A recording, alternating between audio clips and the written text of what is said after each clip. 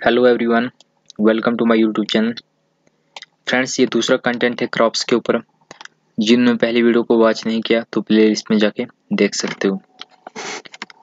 Guys, पहली video में हमने बात की थी क्रॉप्स की इंट्रोडक्शन की और साथ में किस किस क्रॉप को J&K में कल्टीवेट किया जाता है। सबसे पहले हमने हाईलाइट किया था सैफरॉन को, जिसको संस्कृत में कुमकुम, उर्दू में जफरान, हिंदी में केसर, कश्मीरी लैंग्वेज में कंग और ईरानी लैंग्वेज में सरगुल कहा जाता है। उसके बाद हमने फोकस किया था उन क्वेश्चंस को जिनको फाइनेंस अकाउंटेंट के एग्जाम में पूछा गया था और वो सब किससे रिलेटेड थे? क्रॉप से रिलेटेड थे। बाद में हमने हाईलाइट किया था राइस और मेज को। फ्रेंड्स, आप सब जानते हो 1960 में फूड प्रोडक्शन को लेके एक रिवोल्यूशन हुआ था जिसका नाम था ग्रीन रिवोल्यूशन। और ये रिवोल्यूशन जिस मेजर क्रॉप के ऊपर बेस्ड था उसका नाम है वीट।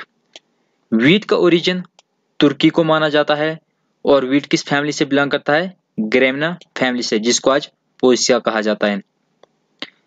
वीट जम्मू कश्मीर की सेकंड मेजर क्रॉप है आफ्टर राइस। वीट एक रबी क्रॉप है जिसको लद्दाख में as a kharif crop cultivate किया जाता है। इंडिया क्या है? Second largest producer of wheat है आफ्टर चाइना। अगर भारत के किसी राज्य की बात की जाए जिसमें सबसे ज्यादा वीट की प्रोडक्शन होती है तो वो है उत्तर प्रदेश। वीट को कैंडी और केरवा साइल के ऊपर कल्टीवेट किया जाता है।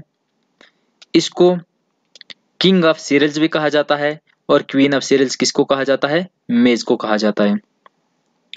वीट में 12% प्रोटीन पाए जाते हैं। जब हम वीट के सीड्स को खेत में हाथ से बीजते हैं तो उस प्रोसेस को क्या कहा जाता है? उस मेथड को क्या कहा जाता है? उस मेथड को कहा जाता है केरवा मेथड।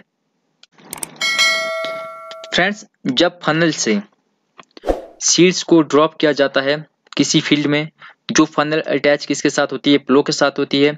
उस मेथड को क्या कहा जाता है? पोरा मेथड कहा जाता है। याद रखना, ये दोनों क्वेश्चंस मोस्ट इंपॉर्टेंट हैं। जब हम सीड्स को हाथ के साथ फील्ड में ड्रॉप करते हैं उस मेथड को केरवा मेथड कहा जाता है और जब किसी फनल से फील्ड में डाला जाता है तो उस मेथड को पोरा मेथड कहा जाता है।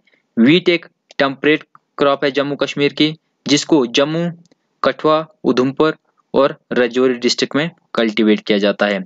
ये कुछ और पॉइंट्स भी हैं, इन्हें इग्नोर ही कर दो। नेक्स्ट है शुगर केन, मतलब गन्ना। गन्ना भी ग्रेमिना फैमिली से बिलोंग करता है, जिसको क्या कहा जाता है? पोइसा कहा जाता है। और गन्ना की सबसे ज्यादा प्रोडक्शन भारत में कहाँ पे होती है? उत्तर प्रदेश में होती है। और जो वीट है इसकी भी सबसे ज्यादा प्रोडक्शन कहाँ पे होती है? उत्तर प्रदेश में होती है। गन्ने को रिच लोमी साइल पे कल्टीवेट किया जाता है। गन्ना क्या एक कैश क्रॉप है? क्या है दोस्तों? कैश क्रॉप है। शुगर केन की कल्टीवेशन के लिए बहुत ज़्यादा हॉट क्लाइमेट की नीड होती है और वाटर रिक्वायरमेंट भी बहुत हाई होती है। जम्मू कश्मीर के अखनूर में गन्ने की सबसे ज़्यादा प्रोडक्शन होती है जम्मू कश्मीर में। इसके लिए जो टेम्परेचर चाहिए वो कितना चाहिए? 20 से 25 डिग्री सेल्सियस। शुगर केन बहुत ज़्यादा डिजीज के साथ सफ़र होता है। उनमें जो मोस्ट इम्पॉर्टेंट डिजीज हैं वो फंगल डिजीज हैं, जिनमें रेड रॉड टॉप पे नाम लिया जाता है। गन्ने का सीड क्या होता है? जो शुगर केन की स्टीम्स होती हैं उन्हें ही एज ए सीड यूज किया जाता है। याद रखना, जो गन्ने के तने होते हैं, जो स्टीम्स होते हैं, उनको ही छोटे छोटे पीस करके एज ए सीड यूज किया जाता है। इसको हार्वेस्ट करने के लिए 10 से 15 महीने लगते हैं। नाइट्रोजन, फास्फोरस और पोटाश जैसे फर्टिलाइजर्स का यूज किया जाता है इसको कल्टीवेट करते समय। भारत सेकंड लार्जेस्ट प्रोड्यूसर और कंज्यूमर है शुगर केन का after Brazil. Sugar cane breeding institute और शुगर केन रिसर्च इंस्टीट्यूट कहाँ पे है? कोयम्बतूर, तमिलनाडु में है, जो कब एस्टेब्लिश हुआ था? 1912 में। आईने अकबरी किसने लिखी थी? अकबर के कोर्ट पोएट ने लिखी थी, जिसका नाम था अबुल फैजल। उसमें भी गन्ने के बारे में बताया गया है। जो शुगर केन है ये एक पेरेनियल ग्रास है, जस्ट लाइक बम्बू, मतलब बांस की तरह ये एक पेरेनियल ग्रास है। नेक्स्ट दोस्तों है टी। टी का ओरिजिन चाइना को माना जाता है। चाय में जो अरोमा कलर होता है वो कैसे होता है, बिटर टेस्ट क्यों होता है, दोस्तों ये दोनों नाम यहाँ पे मेंशन है, रीड कर सकते हो। फर्मेंटेड, नॉन फर्मेंटेड और सेमी फर्मेंटेड टी किसे कहते हैं, यहाँ पे ये नाम भी मेंशन है, इन्हें भी रीड कर सकते हो। जम्मू कश्मीर में चाय की सबसे ज्यादा प्रोडक्शन कहाँ पे होती है, बसंतगढ़ सांबा में होती है। भारत में चाय की सबसे ज्यादा प्रोडक्शन असम में होती है और चाय क्या है, कैश क्रॉप है। ग्रीन गोल्ड रिवोल्यूशन, वैसे तो ये बांस की प्रोडक्शन को लेके हुआ था, लेकिन असम में ग्रीन गोल्ड रिवोल्यूशन किससे रिलेटेड है, चाय की प्रोडक्शन से रिलेटेड है। वेस्ट बंगाल की कैपिटल कोलकाता में 1954 में टी के बोर्ड की फॉर्मेशन हुई। चाय को कल्टीवेट करने के लिए 20 से 27 डिग्री सेल्सियस टेम्परेचर की रिक्वायरमेंट या नीड होती है और एनुअल रेनफॉल 125 टू 150 सेंटीमीटर होना चाहिए। भारत लार्जेस्ट प्रोड्यूसर, कंज्यूमर और एक्सपोर्टर है चाय का वर्ल्ड में। The plant grown from seed known as jars, क्या कहा जाता है, जर्स कहा जाता है, मोस्ट इंपॉर्टेंट है। और जो फ्रूट होता है चाय का वो किस तरह होता है, कैप्सूल शेप में होता है। ये एक क्रॉस पॉलिनेटेड प्लांट है जिसकी पॉलिनेशन किससे होती है, इंसेक्ट्स के माध्यम से होती है। नेक्स्ट है बैरली, जो एक रबी क्रॉप है। इसको टफ सीरियल क्रॉप भी कहा जाता है। क्यों कहा जाता है, जहां पे राइस, मेज और व्हीट की कल्टीवेशन नहीं होती वहां पे बैरली इजिली ग्रो हो जाता है, इजिली कल्टीवेट हो जाता है। ये जो क्रोमोसोम नंबर है ये बैरली का नहीं है दोस्तों, ये करेक्शन है, इसको ठीक कर लेना। बैरली पोइसिया फैमिली से बिलोंग करता है जो 4th इंपॉर्टेंट सीरियल क्रॉप है। उधमपुर, डोडा और किश्तवाड़ में इसकी सबसे ज्यादा कल्टीवेशन की जाती है जे&के यूनियन टेरिटरी में। बैरली की 3 डिफरेंट वैरायटीज हैं जिनको लद्दाख में ग्रिम कहा जाता है। वो 3 डिफरेंट वैरायटीज कौन कौन सी हैं दोस्तों, यहाँ पे नाम मेंशन है with chromosome number. For example 2 row barley का क्रोमोसोम नंबर क्या है, 2n = 14।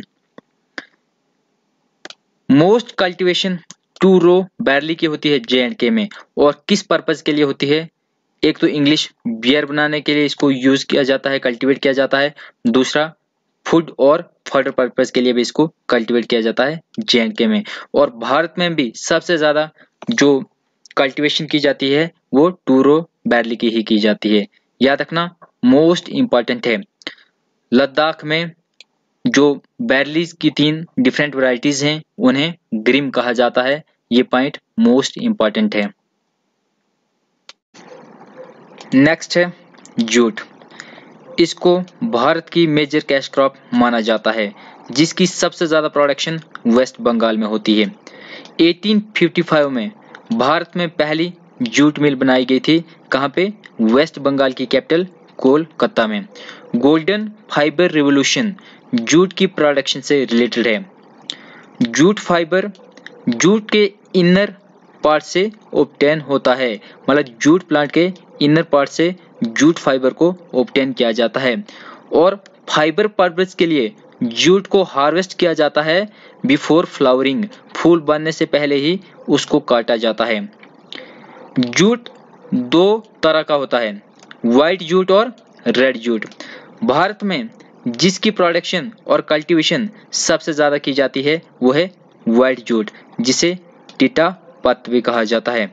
ये कुछ और मोस्ट इंपॉर्टेंट पॉइंट्स हैं जूट से रिलेटेड, दोस्तों स्क्रीनशॉट लेके इनको भी आप रीड कर सकते हो। फ्रेंड्स, ये कुछ और मोस्ट इंपॉर्टेंट पॉइंट्स हैं क्रॉप से रिलेटेड। कॉफी की सबसे ज्यादा प्रोडक्शन कर्नाटका में होती है, मस्टर्ड की राजस्थान में, तंबाकू की गुजरात में, सैफरॉन जम्मू कश्मीर में, रबर केरला में, लीची बिहार में, ऑयल सीड्स और पल्सेस की मध्य प्रदेश में। फॉडर क्रॉप्स किन क्रॉप्स को कहा जाता है, जो चारे के काम आते हैं उन्हें फॉडर क्रॉप्स कहा जाता है। फूड क्रॉप्स कौन से होते हैं जो ईटिंग पर्पज के लिए यूज किए जाते हैं, जैसे वीट, मिलेट्स या मेज। कैश क्रॉप किनको कहा जाता है, जिनको सेलिंग पर्पज के लिए यूज किया जाता है। भारत क्या है, is the largest producer and consumer of pulses, ये पॉइंट भी याद रखना। और इनको कल्टीवेट किया जाता है as a rotation crop. Indian cereals को क्लासिफाइड किया जाता है दो टाइप्स में, स्मॉल ग्रेन्स और लार्ज ग्रेन्स में। बाजरे की सबसे ज्यादा प्रोडक्शन राजस्थान में होती है और ज्वार की सबसे ज्यादा प्रोडक्शन महाराष्ट्र में होती है। 1960 के बाद भारत में बहुत ज्यादा एग्रीकल्चर रिवोल्यूशंस हुए थे। उन सब के नाम यहाँ पे मेंशन है, आप रीड कर सकते हो। क्योंकि मैं सबको एक्सप्लेन नहीं कर सकता, वीडियो ऑलरेडी वास्ट हो चुकी है। इस कंटेंट के माध्यम से मैं मात्र एक रिवोल्यूशन को हाईलाइट करूंगा जिसका नाम है ब्लू रिवोल्यूशन। आखिरकार नीली क्रांति किससे रिलेटेड थी? To increase fishes and marine products, या ऐसा बोल सकते हो एक्वा कल्चर की प्रोडक्शन से रिलेटेड थी, फिशरी से रिलेटेड थी। कौन सी? ब्लू क्रांति, नीली क्रांति, जिसका फादर कंसिडर किया जाता है डॉक्टर अरुण कृष्णा को। किसको? डॉक्टर अरुण कृष्णा को। चाइना को लार्जेस्ट फिश प्रोडक्शन कंट्री माना जाता है वर्ल्ड में, और भारत का दूसरा रैंक है इस फील्ड में। नीलोर कैपिटल ऑफ झींगी फिश कहा जाता है। झींगी कहा जाता है प्राण को, प्राण अंग्रेजी में और झींगी हिंदी में। और जो पिंक रिवोल्यूशन है वो किससे रिलेटेड था? वो झींगी फिश से रिलेटेड था। ओनियन, बिफेलो मीट और झींगी फिश से रिलेटेड था। कौन सा रिवोल्यूशन? पिंक रिवोल्यूशन, जिसका फादर कंसिडर किया जाता है किसको? दुर्गेश पटेल को। फ्रेंड्स, आने वाले टाइम में मैं सब रिवोल्यूशंस को एक्सप्लेन करूंगा बारी बारी। अगर ये वीडियो आपको मेरी अच्छी लगी तो वीडियो को लाइक, चैनल को सब्सक्राइब और दोस्तों साथ में बेल आइकन को भी ऑन कर देना। कंप्लीट वीडियो वॉच करने के लिए धन्यवाद, शुक्रिया, जय हिंद, जय भारत।